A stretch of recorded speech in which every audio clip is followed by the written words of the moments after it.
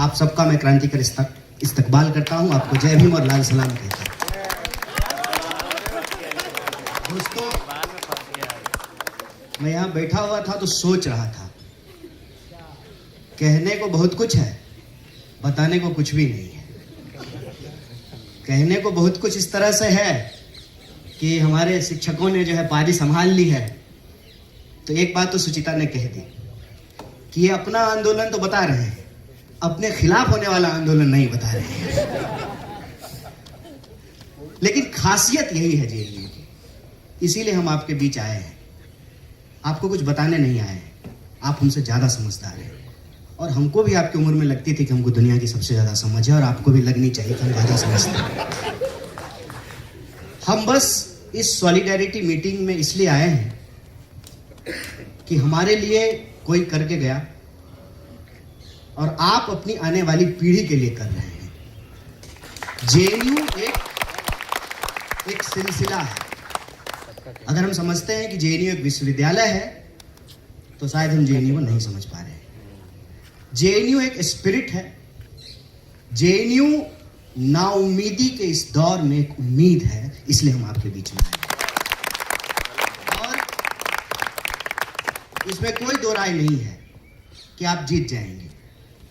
ये जो चारों ऑफिस बेरर हैं हमारे कॉमरेड, आप जीतेंगे। आप नहीं जीतेंगे, फिर जेएनयू जीतेगा।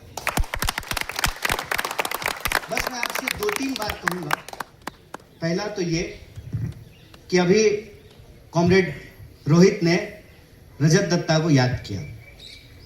हम लोग यूनिवर्सिटी हड़ताल किए थे और ये जो जेएनयू एडमिन के सामने टी पॉइंट है, वहां पे हमने उनकी गाड़ी रोक दी। सर दोपहरी में जो है जा रहे थे, मस्ट भी डायबिटीज पेशेंट रहे होंगे। बहुत तेज उनको गुस्सा आया। बोले तुम लोग यूनिवर्सिटी क्यों बंद किए हो? बोले कि अपने अधिकार के लिए बंद किए हैं, पूरे एटीट्यूड में। बोले कि क्या क्या नाम है? हम बोले शौक से लिख लीजिए। वो सीधा वाइस चांसलर के पास गए, बाय नेम कंप्लेन कर दिया। सब जो है संगठन से 2-2 लोगों को फाइन हो गया। देखिए, समझदार वाइस चांसलर और मूर्ख वाइस चांसलर में क्या फर्क होता है, ये हम आपको बताते हैं। समझदार वाइस चांसलर जो है वो ये जानता है कि किसी भी स्थिति में भद हमारी पिटनी है, तो इज्जत बचा लेते हैं। उस वक्त के वाइस चांसलर बहुत समझदार थे।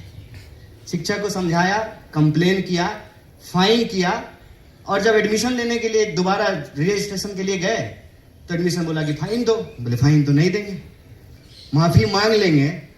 तो बताइए सावरकर और भगत सिंह में क्या फर्क रहेगा? यही तो फर्क है। इसीलिए हमने कहा कि जेएनयू एक सिलसिला का नाम है। तो जो है वाइस चांसलर कहा ठीक है, किसी को बताना मत, फाइन हम भर देते हैं। एक तो जो टीचर यहां साथ खड़े हैं, हमारी लड़ाई में हमेशा खड़े रहे, हम इनके खिलाफ भी लड़े हैं। दूसरा कि वही टीचर जिनके खिलाफ हम लड़ते हैं, जो हमको सिखाते हैं, वही सिखाते हैं कि लड़ो, सच के लिए लड़ो, न्याय के लिए लड़ो। और आजकल एक वर्ड बहुत मीडिया में चलता है ना, सनातन। क्या है सनातन? संघर्ष ही सनातन है। जब से यह सृष्टि बनी है, जब तक यह सृष्टि रहेगी, अगर कुछ सनातन है तो संघर्ष है। इसलिए संघर्ष करने से कभी मत घबराइएगा, चाहे उसका परिणाम कुछ भी हो। और जब हम जेल गए तो सबसे ज्यादा मुखर वॉइस के तौर पे अगर कोई लड़ रहा था तो रजत दत्ता लड़ रहे थे। यहां से हम उनको याद कर रहे हैं। इसीलिए हमने कहा कि जेएनयू एक सिलसिला है, और उस सिलसिले में हमको 2-3 बात समझनी है। ये कोई नई बात नहीं है। हम लोग यहाँ कुछ हजार लोग बातचीत कर रहे हैं, और ब्रह्मपुत्रा के सामने लाल बेंच पे बैठ करके 3-4 लोग कह रहेगा, ये वामपंथियन सब जो है ना, इनको कोई काम नहीं है। भाई अब तो मैं कांग्रेस में हूं। तो ये ना हमेशा होता है, कुछ लोग लड़ते हैं, कुछ लोग उस लड़ाई का फल खाते हैं, और कुछ लोग फल खाने के बाद भी उसका मजाक उड़ाते रहते हैं। इसकी परवाह मत कीजिए, लड़ते रहिए। और कोई बाहर मुझे पूछता है, मेरी अंग्रेजी बहुत अच्छी है, बहुत शानदार है, इतनी अच्छी है कि मैं आज तक उसको बोलने का हिम्मत नहीं जुटा पाया। और जेएनयू से मेरा जो कहिए एक ना लव हेट रिलेशनशिप है, मोहब्बत भी इतनी भी है और गुस्सा भी कभी कभी बहुत आता है। हम बताते हैं 18 में पीएचडी करके हम पहली बार किसी पब्लिक इवेंट में आए, 8 साल के बाद पहली बार आए। और वो इसलिए आए हैं कि हमको लगा ये जेडीयू में आज तक हुआ ही नहीं। सरकार हमारे खिलाफ होती है, एडमिनिस्ट्रेशन का एक हिस्सा हमेशा स्टूडेंट मूवमेंट के साथ होता है, क्योंकि जेएनयू का एडमिनिस्ट्रेशन कोई बाहर से आकर के नहीं बनता है, जेएनयू के ही टीचर और जेएनयू के ही कर्मचारियों से बनता है। तो जब हम जेएनयू बोलते हैं तो ये सिर्फ विद्यार्थियों का नहीं, विद्यार्थियों का, कर्मचारियों का, शिक्षकों का, पेड़ों का, पौधों का, पहाड़ों का, लाइब्रेरी का, क्लासरूमों का जेएनयू है। और ये जो मानसिकता है ना आज जो हमारे ऊपर थोपी जा रही है कि देश अलग है, देशवासी अलग है, एडमिनिस्ट्रेशन अलग है, स्टूडेंट अलग है, ये जो मानसिकता है इसी को कहते हैं गुलाम मानसिकता। और हमको नागरिक से लगातार गुलाम बनाने की कोशिश की जा रही है। जब हम ऊपर से जाते रहते हैं कभी कभी तो जेएनयू में आज भी सबसे ऊंची कोई चीज दिखती है तो वो लाइब्रेरी दिखती है, और मन में एक सुकून रहता है कि चलिए आज भी जेएनयू का एडमिनिस्ट्रेटिव बिल्डिंग लाइब्रेरी से छोटा है। जिस दिन एडमिनिस्ट्रेटिव बिल्डिंग लाइब्रेरी से बड़ा हो जाएगा उस दिन जेएनयू नहीं रहेगा, इस बात को याद रखिएगा। और इसीलिए ये जो लाइब्रेरी का सवाल है और उस सवाल को लेकर के जो जेएनयू एसयू का रेस्ट्रिक्शन है, इसका एक लार्जर पॉलिटिकल और फिलोसफिकल कॉन्टेक्स्ट है। फिलोसफिकल कॉन्टेक्स्ट ये है कि आप पढ़ने से रोकना चाहते हैं। मैं जब आया जेएनयू तो सतलज में था, तो मुनिरका में कौन रहता है सर? अगर आपको पैसा हो जाए, ईमानदारी से बोलिए, अगर आपको पैसा हो, सर अजय सर आप बसंत यार रहते हैं ना, कौन रहता है मुनिरका में? मुनिरका में वो रहता है जो वसंत कुंज का किराया नहीं दे सकता है। ये इसमें क्या झूठ है? जबरदस्ती का हम कोई नॉस्टैल्जिया नहीं ओढ़ना चाहते हैं। जबरदस्ती का जो है ना, हमको गरीबी का कहानी मत सुना। हम गरीब थे, अब नहीं है। तो ना जबरदस्ती का गरीबी ओढ़ने का बात नहीं है, सच्चाई की बात है। तो क्या देश सिर्फ एक तरह के लोगों का होगा कि सब लोगों का होगा? क्या यूनिवर्सिटी सिर्फ एक तरह के लोगों की होगी या सब तरह के लोगों की होगी? यही सवाल है। और देश मतलब क्या? हिमालय, समंदर, नदियां, या देश में रहने वाले लोग? ठीक उसी तरह से विश्वविद्यालय का मतलब क्या? सिर्फ वाइस चांसलर, एडमिनिस्ट्रेटिव बिल्डिंग, सड़कें, या जेएनयू में रहने वाले लोग? जेएनयू में रहने वाली वो तमाम चीजें। बाहर कोई पूछता है जेएनयू की याद आती है? हम बोले आती है, बिल्कुल आती है। जेएनयू नहीं होता तो हम नहीं होते। अब इसमें अच्छी भी बात भी है और बुरी बात भी है, इसीलिए हमने कहा कि लव हेट रिलेशनशिप है। तो बता क्या खास है जेएनयू का? और ये मैं मेटाफोरिकल नहीं बोल रहा हूं, इसको मेटाफोरिकली मत समझिएगा। हमने कहा कि जेएनयू का मतलब यह है कि हमने अपनी आंखों से गिलहरी, कबूतर, बिल्ली और कुत्ता एक साथ खाना खाते हुए देखा है। ये मैं मेटाफोरिकली नहीं बोल रहा। बिहार का एक सुदूर देहात का आदमी हिंदी भी जोड़ जोड़ करके बोलता है, हिंदी बोलते बोलते भोजपुरी बोलने लगता है।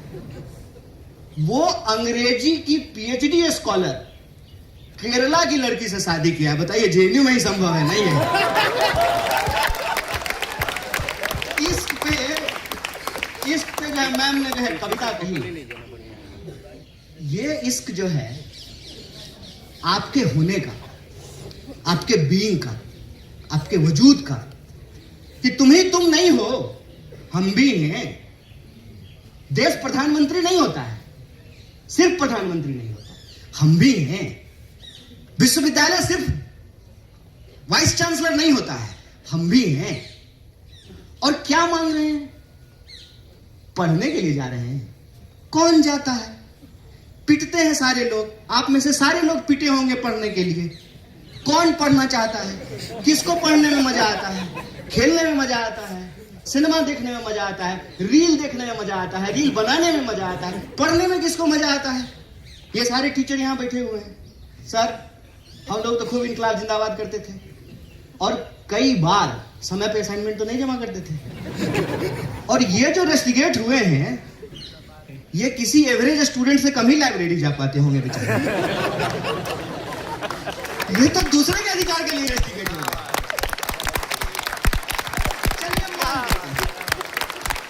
चलिए मान लेते हैं जगह कम है।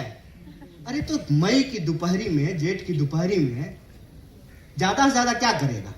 भात खा लिया है तो सो जाएगा लाइब्रेरी में, नाक बजाने लगेगा, बगल वाला उठा देगा, ये भाई आवाज कर रहे हैं, और क्या ले लेगा? मुनीरका में कौन लोग रहता है? ये हमेशा से हम सुने हैं, इसलिए बात हम बोल रहे हैं। ये पीछे किसी चाय की दुकान पे, लाइब्रेरी कैंटीन में, कहीं किसी हॉस्टल के सामने बैठ करके, ताप्ती के सामने, कहीं 5 लोग, क्या हो रहा है? अरे आए हैं कुछ लोग नेतागिरी छांटने, इनको कोई काम है क्या? और उनको बड़ा काम है, यहां से निकल करके पता नहीं क्या कर लिए हैं। हम सबको देख रहे हैं, सबको देख रहे हैं, ठीक है? तो ये हमेशा से बोलते हैं। वो क्या करते, मैं सपने रहता था, लोग पानी का ठंडा बोतल सब भर करके लेके चले जाते थे। कुछ लोग गेट पे खड़ा हो जाता था, ए हटाओ, निकालो पानी, तुम पानी पी जाओगे तो हम क्या पिएंगे? अरे तो तुम नहाओगे क्या कूलर के पानी से? एक बोतल कोई पानी भर करके चला गया, क्या बिगड़ जाएगा? ये मानसिकता का सवाल है। और आपने अंग्रेजी में कहा ना फ्यूडलिज्म, तो मैं इतना भारी जार्गन तो मैं इस्तेमाल नहीं करता हूं सर। हमको मिल गया, दूसरे को नहीं मिले, ठीक है? और कुछ लोग तो ये जन्म के आधार पे ले लेते हैं। बताइए, देखे एक वीडियो, एक महिला अपना जाति बता रही थी। हमने कहा दोस्त, इसमें तेरा क्या रोल है? मम्मी पापा को थैंक यू बोलो ना। किसी के पैदा होने में, बताइए मेरे पैदा होने में मेरा क्या रोल है?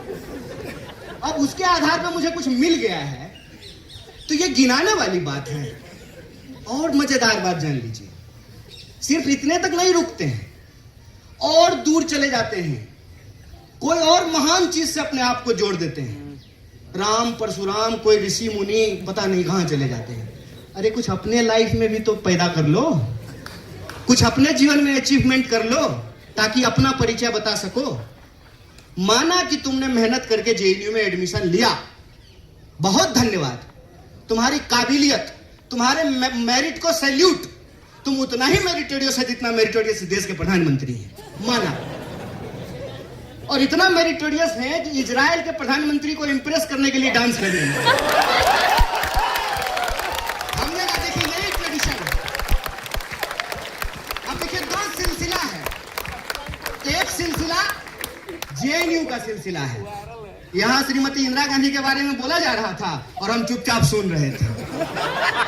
यह जेएनयू का सिलसिला है। और एक सिलसिला आदरणीय वाइस चांसलर, क्या नाम है उनका? अच्छा, शांति श्री। तो एक तो और तो कुछ समय के बाद से ना ऐसे वाइस चांसलर आ रहे हैं सर कि उनका नाम लेने के लिए डिक्शनरी खोलना पड़ेगा। तो एक उनका सिलसिला है, जेएनयू के विरोध का सिलसिला। ये आइडिया का लड़ाई है। उसमें क्या है ना कि प्रधानमंत्री डांस करते हैं इजराइल को इंप्रेस करने के लिए, वाइस चांसलर डांस कर रहे हैं प्रधानमंत्री को इंप्रेस करने के लिए। और क्या हो रहा है मुझे बता दीजिए तो जरा। एडमिनिस्ट्रेशन में लेटने का कंपटीशन है सर। ऐसा नहीं कि नॉर्मल झुक करके साष्टांग प्रणाम करना है, जमीन को चाट चाट करके कुआं खोद देना है वहां पर। तो एक जेएनयू की संघर्ष की परंपरा और एक ये सिलसिला है। एक जो है ना नमस्ते सदा वत्सले की परंपरा है कि संघर्ष मत करो, माँ बाप के कृपा से अपनी जाति गिना दो, कुल धर्म के नाम से जो है अपना धर्म गिना दो, दूसरे के कर्म को अपना कर्म बता करके अपना अधिकार सुनिश्चित कर लो। माना कि तुम बहुत मेरिटोरियस हो, हम भी थे, हमको कौन सा जो है फ्री में नंबर दे करके जेएनयू में एडमिशन हो गया था। सर आप इंटरव्यू में थोड़ा भी मदद किए थे हमको। इंटरव्यू दे दिए तो कहते हैं पटनायक सर पहले क्यों नहीं बताया जी? हम बोले पहले बताते तो क्या होता? नहीं नहीं, वैसे ही पूछ रहे हैं, वैसे इंटरव्यू तुम्हारा बहुत अच्छा गया। हम बोले बहुत अच्छा टीचर है, इंटरव्यू के बाद कह रहे हैं। आप सभी तो मेरिटोरियस है ना। ये चारों जो जीत के आए हैं, ये मेरिटोरियस नहीं है? ये भी तो आए हैं एडमिनिस्ट्रेशन का एग्जाम दे करके, ये भी तो एंट्रेंस निकाल करके आए हैं, ये भी तो पढ़ते हैं। इनको कौन से अनुकंपा पे एडमिशन हो गया है? तो हम प्रवेश कर गए हैं, ट्रेन में हमको जगह मिल गई है, दूसरे को नहीं बैठने देना है। ये वही मानसिकता है। किसी तरह से मेरिट नहीं भी हो, जात दिखा के, धर्म दिखा करके, पांव पकड़ करके, सत्ता के सामने नतमस्तक हो करके कोई जगह पा लिए हैं, दूसरे को नहीं घुसने देना है। ये वही मानसिकता है। ये वही मानसिकता है जिसमें द्रोणाचार्य ने ये तय कर दिया कि अर्जुन को तो सिखाएंगे, एकलव्य को नहीं बताएंगे। ये वही मानसिकता है। और यही वो मानसिकता आपको रोज देखने को मिलेगी कि हम सतलज में आ गए हैं ना, हम मुनीरका में रहने वाले किसी गरीब आदमी को अपने वाटर कूलर से पानी नहीं पीने देंगे। हम जेएनयू में आ गए हैं, हम किसी और को लाइब्रेरी में नहीं पढ़ने देंगे। याद रखिएगा कि आप जेएनयू में ऐसे नहीं आ गए हैं, हम जेएनयू में ऐसे नहीं आ गए हैं। ऐसे ही नहीं जो है हम जेएनयू में एक दिन प्रेसिडेंट हो गए, और ऐसे ही नहीं जो हमको सरकार पकड़ करके जेल में डाल दी। हमारे पीछे लोग लड़े थे, इसलिए कन्हैया कुमार बन करके यहां खड़े हैं। ये जेएनयू ऐसे नहीं बन गया है, कोई इसको बनाया है, कोई इसके लिए लड़ा है। तो मैं जेएनयू के स्टूडेंट से सिर्फ इतना बात कहता हूं, रे भाई नमक हराम मत हो, तुम्हारे लिए कोई लड़ा था, तुम भी आने वाले लोगों के लिए लड़ो। और आज ना ये शुरुआत है, ये वाटर टेस्टिंग है, इस बात को याद रखना। हमेशा भाग जाना आसान होता है। जब क्रैकडाउन हुआ था, मैं ज्यादा नॉस्टैल्जिक दुनिया में नहीं जाना चाहता हूं, क्या कहानी गिनाता रहूंगा। आज की लड़ाई है, नया सवाल है, और बहुत सारी चीजें बदल गई हैं। मुझे यहीं आकर के बहुत कुछ अजीब लग रहा है। जैसे कि पानी जब मिला पीने के लिए, हमने कहा कि भाई स्टूडेंट यूनियन के प्रोग्राम में आजकल बिस्लरी का बोतल मिलता है, उसके बाद चाय मिला, उसके बाद इनको भी मिल रहा था। हम बोले तो गजब है। और आप जितने लोग सामने बैठे हैं, मैं बमुश्किल किसी को जानता हूं। एक हम अपने शिक्षकों को जानते हैं, लव हेट रिलेशनशिप, और दूसरे वो गार्ड साहब जो हमारे साथ हैं, यही रह गए हैं। उसी तरह से आप भी बहती हुई नदी का पानी है, आज है कल चले जाएंगे। यह परंपरा कायम रहनी चाहिए, यह सिलसिला कायम रहना चाहिए, यह वजूद बना रहना चाहिए कि कल को फिर जेएनयू की सीढ़ियों पे खड़ा होकर के कोई नौजवान इश्क करने की हिम्मत करे और सत्ता की आंख में आंख डाल करके सवाल पूछने का हिम्मत करे। यह देश जितना तुम्हारा था उतना ही हमारा है, और उतना ही आने वाली पीढ़ी का रहेगा। यह विश्वविद्यालय कायम रहनी चाहिए। यह विश्वविद्यालय उस सपने को जीता है जो सपना इस देश का संविधान हमको दिखाता है। वो सपना बराबरी का सपना है, वो सपना जन्म के आधार पर किसी के साथ भेदभाव नहीं होने का सपना है। वो सपना हमारी भाषा, बोली, क्षेत्र के आधार पर जो हमारे साथ शोषण होता है, उस शोषण की समाप्ति का सपना है। हम ये नहीं कहते हैं समाप्त हो गया। और मैंने कॉमरेड सुचिता को कहा, जानते हैं जेएनयू का मजेदार बात क्या है? अभी तक तो 2 ही पार्टी सरकार में आई है ना, तो 2 ही पार्टी का लोग विरोध किया है। फर्ज कीजिए कल को अगर कम्युनिस्ट पार्टी की सरकार बन जाती ना, तब जेएनयू उस सरकार के खिलाफ लड़ रहा होता। मैं ये बात दावे से कह सकता हूं, मैं दावे से ये बात कहता हूं। और क्यों मैं ये बात कहता हूं? जब 2011 में मेरा एडमिशन हुआ सर, 12 में जो है चुनाव हुआ, सुचिता प्रेसिडेंट बनी, हमारी प्रेसिडेंट बनी थी, हम लोग एक दूसरे के खिलाफ लड़ रहे थे। 18 में जब हम पीएचडी सबमिट करके निकल रहे थे, तो बालाजी प्रेसिडेंट बना था। उसके बाद जो आपस में लड़ते थे, आपस में जो है एक साथ यूनियन बना लिए हैं। बताइए, आयशा और एसएफआई मिल करके चुनाव लड़ रहा है। जिन्होंने ये बात नहीं देखा, उनको तो आइडिया ही नहीं है फिर कि फ्री थिंकर क्या हुआ करता था। और हमारा एक बहुत ही बेहतरीन जो है अध्यक्ष हुआ करता था। बड़ी मुश्किल से वो बेचारा आकर के यहाँ हिंदी बोलना सीखा। हम लोग तमिल नहीं सीखे, वो हिंदी सीख गया। वो अपने भाषण में बोला था एक बात जा करके, और मुझे आज तक वो बात याद है। बोला, इधर आकर के लोग बोलता है हम असली लाल है, हम गाना लाल है, ये स्टूडेंट यूनियन है कि एशियन पेंट की दुकान है।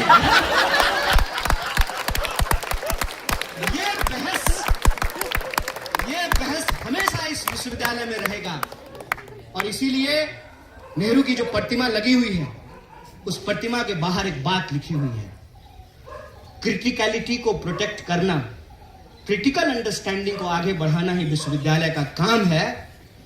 हो सकती है कि इसमें बहुत सारी कमियां हो, लेकिन हमको इस बात का गर्व है कि इस देश में बखूबी कोई विश्वविद्यालय अगर इस भूमिका को निभा रहा है तो उसका नाम जेएनयू है। इसीलिए जब हम कहते हैं कि आप जेएनयू, तो हम गर्व महसूस करते हैं। होगी नाराजगी, होगा गुस्सा, लेकिन जब कहते हैं वी आर जेएनयू तो उस रिश्ते से, उस सिलसिले से, उस ट्रेडिशन से जो है एक नाता बन जाता है। और जब उस पर कोई आंच आती है ना, तो सारी बाधाओं को छोड़ करके मन करता है कि भाग करके वहां जाएं और हवा में लहराती हुई मुट्ठियों को तान करके कहें कि जेएनयू खरा था, खरा है और खरा रहेगा। ये इसलिए खरा रहेगा कि कल को फिर से काला हांडी से खाया हुआ कोई नौजवान जिसको ना हिंदी आती है ना अंग्रेजी आती है, उसको उड़िया बोलते हुए अफसोस नहीं हो।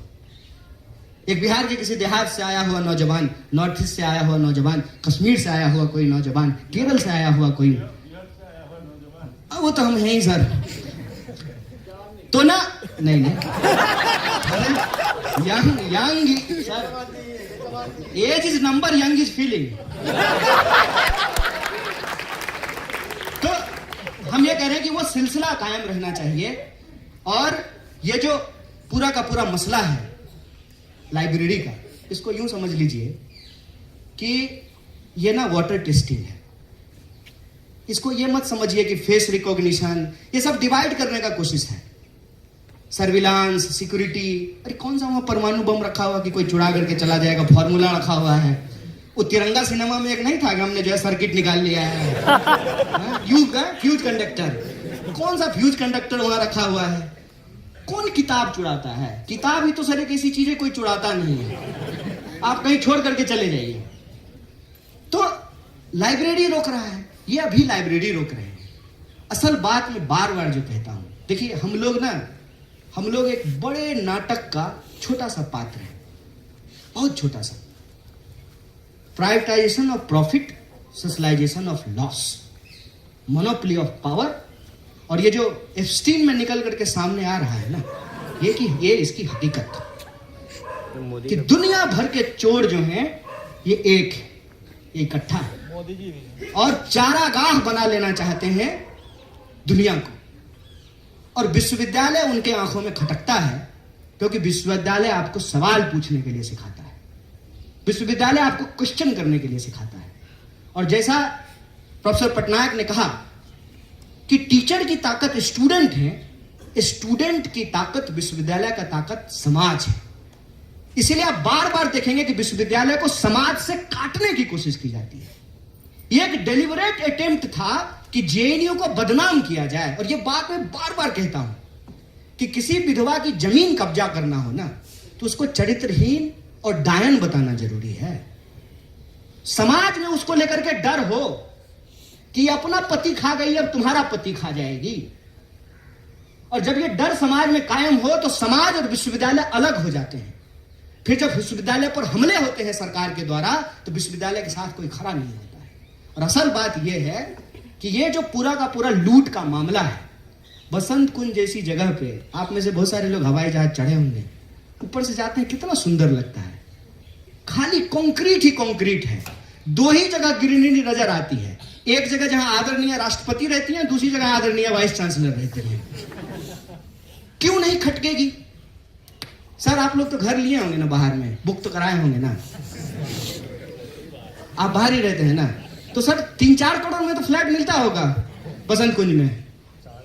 4.5 करोड़ में खरीद लिया क्या भाई? 4.5 करोड़ में फ्लैट मिलता है सर।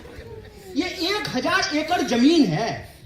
आपको क्या लगता है उनको लाइब्रेरी में घुसने से प्रॉब्लम है? ना ना, आप कालाहांडी से चल करके, नागालैंड से चल करके, कश्मीर से चल करके, बिहार से चल करके, आप जो तमिलनाडु से चल करके यहां आकर के पढ़ते हैं और यहां पे रह रहे हैं। वाह, कमाल बात है। सड़क के इस तरफ जो है इतना सस्ता जो है, आप जो है खुले आसमान के नीचे जो है ना ओपन बार का मजा ले रहे हैं, और सामने जो है एक एक गिलास का जो 500-500 रुपया देना पड़ रहा है। सामने मॉल है ना, कैसे बर्दाश्त करेगा लोग, कैसे बर्दाश्त करेगा लोग। इसको आप छोटी लड़ाई मत समझिए, ये आपके पढ़ने के अधिकार पर हमला है। सरकार नहीं चाहती है कि आप पढ़ें, सरकार नहीं चाहती है कि आप सवाल पूछें। और देखिए, हम तो एक पार्टी में हैं जो पार्टी सरकार चलाती है, कहीं कहीं मैं आपको एक रूलिंग क्लास मेंटालिटी के बारे में बताना चाहता हूं। पीपल आर बर्डन, लोग बोझ हैं, लोग बोझ हैं, और खास करके गरीब लोग बोझ हैं। और गरीब लोगों को ला करके जेएनयू पढ़ाती है। आप दीजिए ना 50 लाख रुपया महीना, 50 लाख साल, आपको पता चलेगा। हम आए थे सर मगध यूनिवर्सिटी से, आए यहां पे जो है इंटरव्यू देने के लिए। ये बाबा गंगनाथ मार्ग पर सर हम 3 बार घूम गए, हमको जेएनयू का गेट ही नहीं मिला।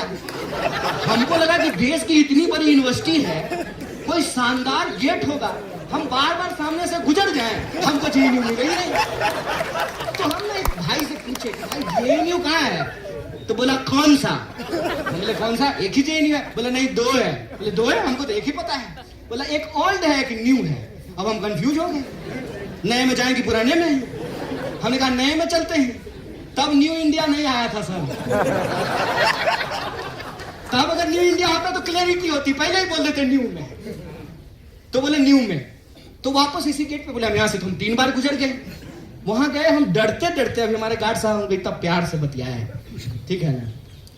गार्ड के पास हम डरते डरते गए। गरीब आदमी ना पहले से डरा रहता है कि कोई डांट ना दे, कोई ह्यूमिलिएट ना कर दे, कोई भगा ना दे, कोई मुंह पे दरवाजा ना बंद कर दे।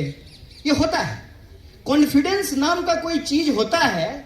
ये एक आध साल यहां रहने के बाद समझ में आया था। तो डरते डरते गार्ड के पास गए कि डांट ना दे। हम बोले कि जेएनयू यही है? बोला जी यही है। बोले इतना आदर से बात कर रहा है, ये तो मनुष्य समझ रहा है। बोला आपको कहां जाना? ये हमको आपको कह रहा है। हम बोले सर। बोला सर मत कहिए। बोले नहीं आप सर हैं, हमको सबको सर कहने की आदत है। बोला कि यही जेएनयू है, कहाँ जाना है? हम बोले इंटरव्यू है हमारा। हम इंटरव्यू देने ऐसे आए थे जैसे एमआर का नौकरी करने के लिए आए हैं। बढ़िया टक करके पेंट में सर शर्ट पहन करके आए थे, हवाई शर्ट पहन करके।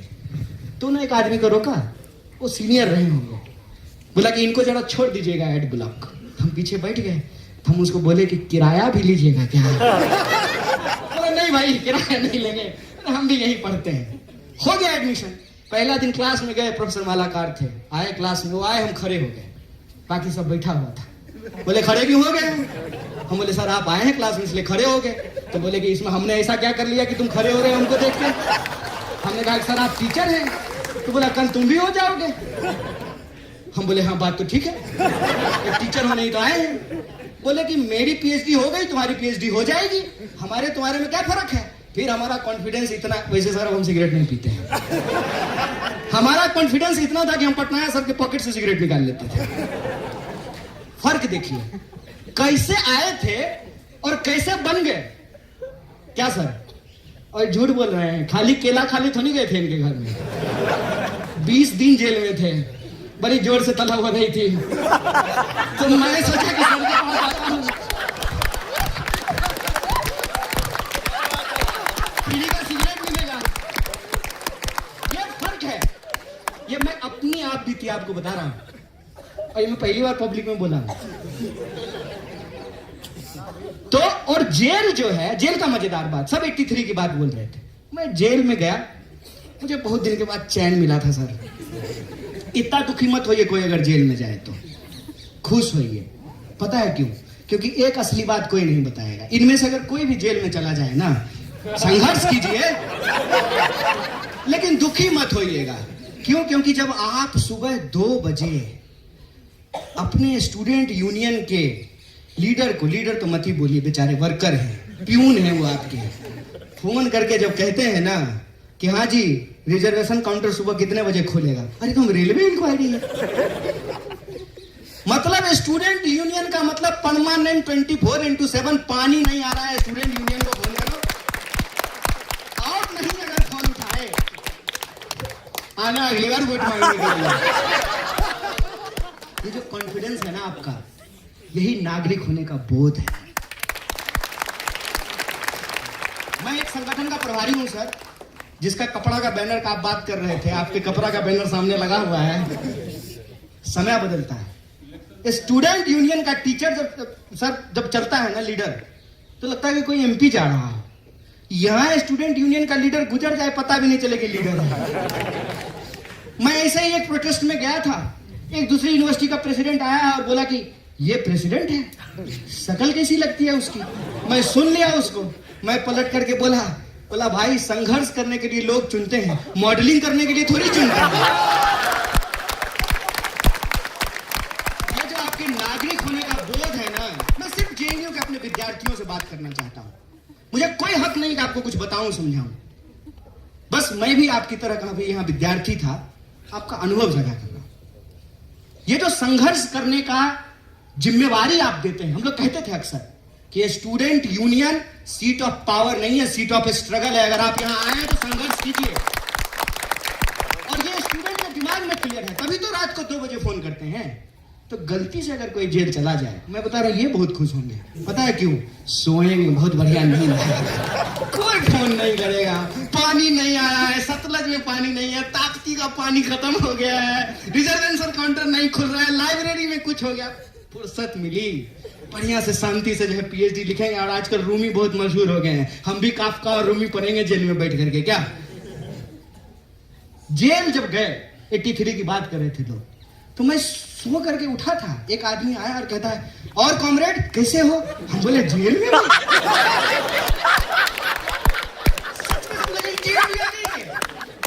वो आदमी आया, बोला कि अरे रे घबराओ नहीं।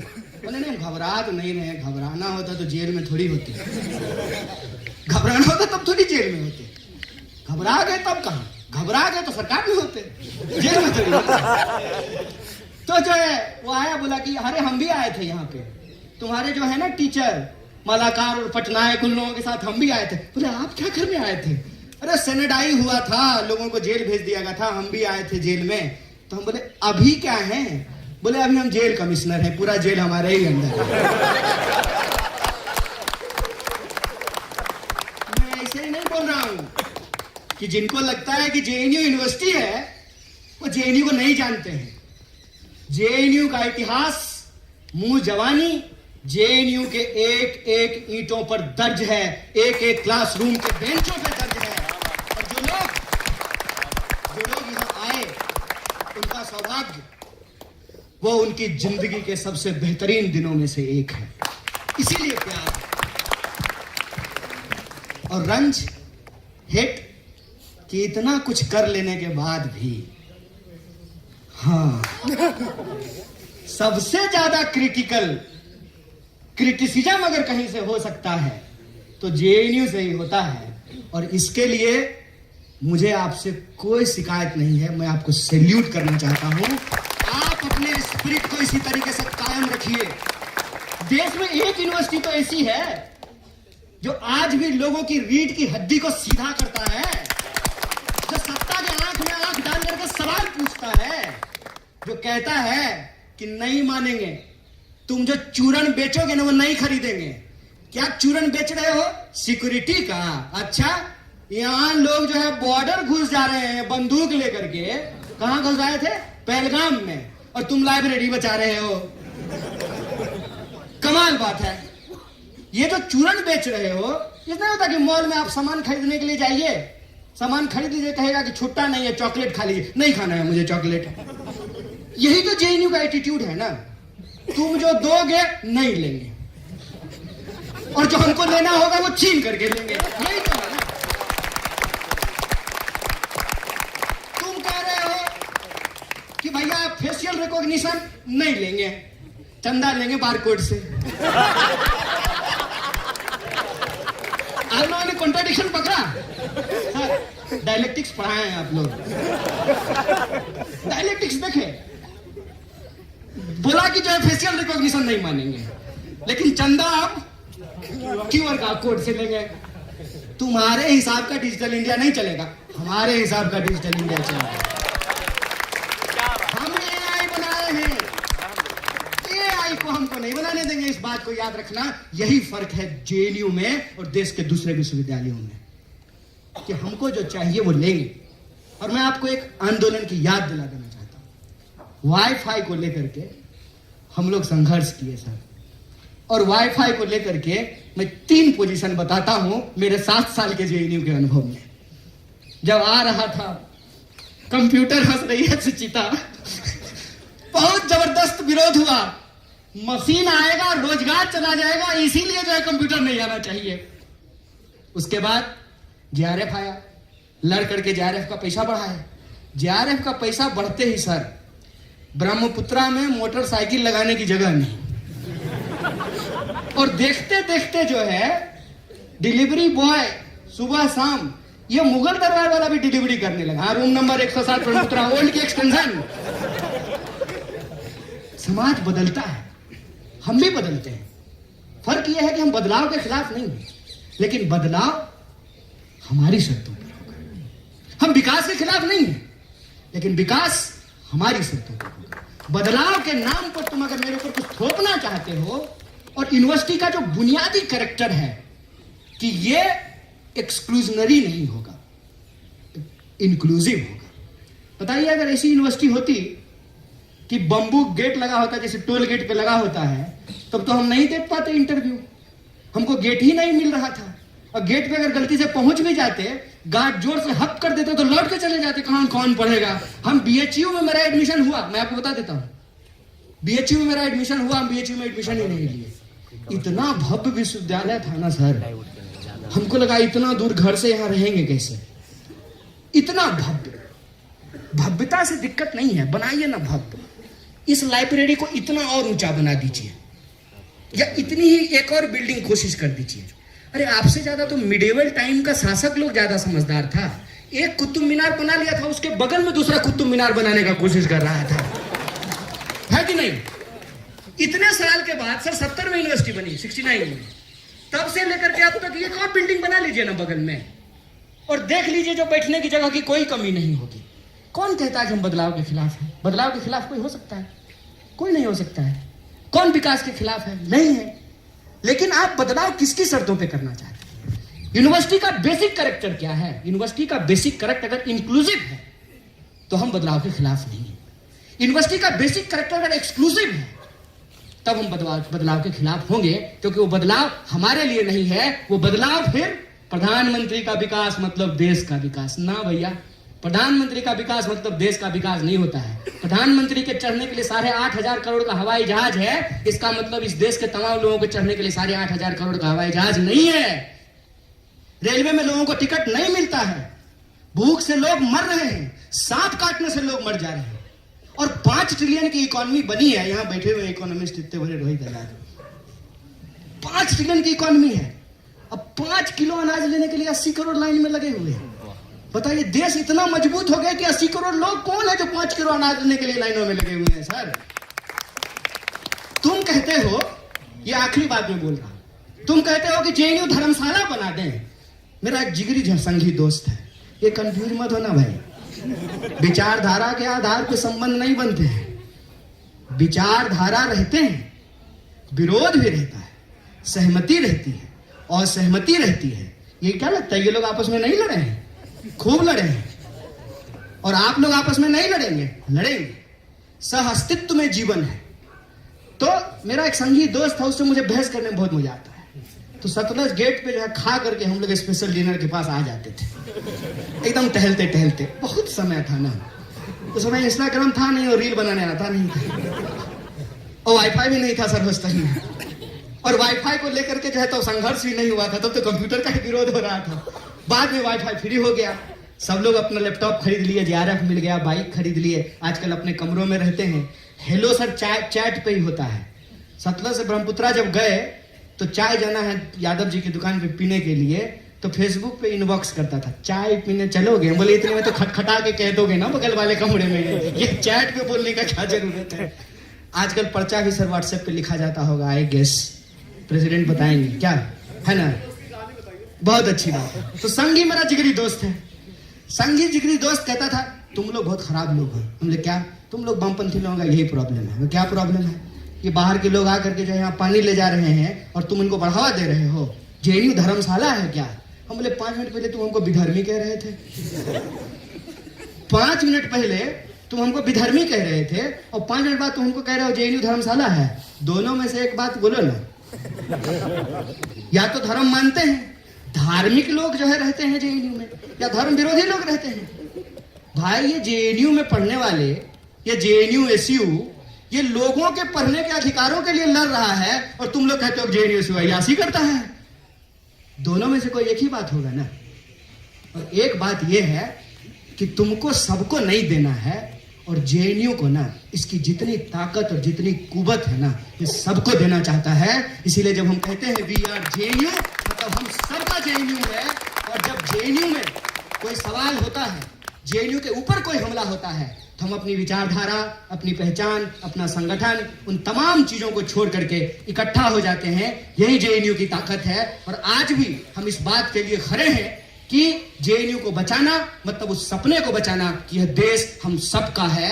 देश का मतलब देश के 140 करोड़ लोग होते हैं, और भारत माता का मतलब भारत में रहने वाले लोग होते हैं। विश्वविद्यालय का मतलब विश्वविद्यालय में रहने वाले लोग होते हैं, चाहे वो स्टूडेंट हो, कर्मचारी हो, टीचर हो, नदी हो, पहाड़ हो, पेड़ हो, क्लासरूम हो, उससे विश्वविद्यालय बनता है। ये हम सबको बचाने की लड़ाई है। इसमें आप पूरी ताकत से लड़िए, हम भी पूरी ताकत से कंधा मिला करके आपके साथ खड़े रहेंगे। और इस बात को याद रखिएगा, मैं खास करके अपने चारों ऑफिस बेरर को कहना चाहता हूं, और आप सबके बिहाफ पे कह देता हूं, फॉर्मर जेएनयू प्रेसिडेंट्स के बिहाफ पे कहता हूं, करंट जेएनयू एसयू को, ये सीट ऑफ स्ट्रगल है और आप 4 लोग नहीं हैं। जब क्रैकडाउन हुआ 2016 में, अफरा तफरी मच गई, हर गेट पे पुलिस खड़ी थी, तो एक हमारे टीचर यही पढ़ाते हैं SSS में, सिगरेट पी रहे थे। क्या हाल है? तो ठीक है सर, पिलाइए। क्या सोच रहे हो? बोले सर समझ में नहीं आ रहा है, बड़ा माहौल खराब है। एक फोन काटते हैं, दूसरा फोन आ जाता है। अभी यहीं पे जो है दिल्ली पुलिस के भी स्टाफ घूम रहे थे, आज नाम नहीं लेंगे, नौकरी चली जाएगी। तो हम पूछे क्या माहौल है? बोला सर माहौल तो बहुत खराब है, हर तरफ से लोग जमा है, कभी भी हमला हो सकता है। हम बोले सर पता नहीं क्या करें। बोले सुनो, यही शब्द था उनका और यही मैं आपके सामने दोहरा रहा हूं। सुनो, ये मत सोचना कि तुमको 1000 लोगों ने वोट दिया है, ये मत सोचना कि तुम्हारे संगठन में 10-15 लोग हैं, ये मत सोचना। ये सोचना कि तुम जेएनयू एसयू के प्रेसिडेंट हो। और जब हम जेएनयू एसयू कहते हैं ना, तो ये 2016 में नहीं है, ये आजादी के पहले शुरू होता है और ये तुम्हारे मरने के बाद भी कायम रहेगा। तुम उस परंपरा के वाहक, इस बात को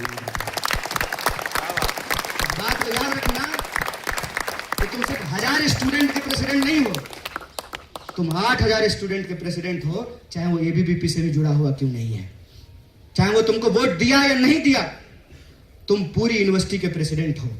और तुम अगर भागे तो पूरा का पूरा यूनिवर्सिटी डिमोरलाइज होगा। तुम्हारे कंधे के ऊपर अब ये जिम्मेवारी है कि उस विरासत को, उस परंपरा को, उस सिलसिला को कायम रखो जिसको हम जेएनयू एसयू कहते हैं। तो आप 4 लोग नहीं हैं, आप जेएनयू एसयू हैं। और इस वाइस चांसलर को ये कहना चाहते हैं कि आप यहां से पढ़ी हैं। अफसोस की बात है, अगर जगदेश कुमार था तो कहते हैं ना कि गालिब दिल को बहलाने के ख्याल अच्छा था, कहते थे बाहर का आदमी है। आप तो यहां से पढ़ी है मैडम, आपको मालूम नहीं है कि जेएनयू क्या है? ये आपको क्या लगता है एक संगठन के लोग हैं? और ये बात क्या सिर्फ SSS की सीढ़ियों तक रहने वाली है? आज यहां से हम आपको ऐलान करते हैं कि अगर आप जेएनयू को बहाल नहीं करेंगे, पूरे के पूरे जेएनयू की विरासत के बिहाफ पे ये बात कहते हैं। जो यूनिवर्सिटी आज यहां पढ़ रहे बच्चों के साथ बनता है और जो लोग पढ़ के जा चुके हैं उनके बिहाफ पे कहते हैं आपको मुंह की खानी पड़ेगी, आपको जेएनयू को बहाल करना पड़ेगा।